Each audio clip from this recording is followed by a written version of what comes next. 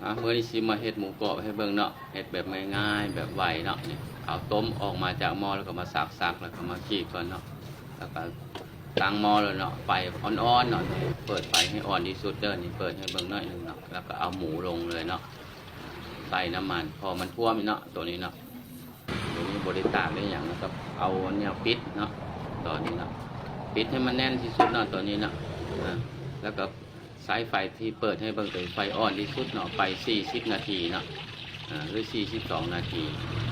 ปิดฝาไว้ก็ไปเลยเนาะแล้วก็มาเปิดฝาออกครบ40 นาที45 นาทีแล้วเราก็มาเปิดฝาออกแล้วก็มาเร่งไฟให้แห้งแล้วตอนนี้นะ ไฟให้มันแห้งขึ้นเร่งไฟจำเลยเนาะ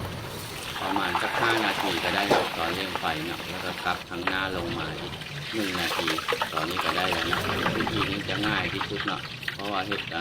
ต้มมาแล้วก็เห็ดโรดบ่ต้องไปตากในอย่างเนาะนี่วิธีการเห็ดง่ายเนาะหมู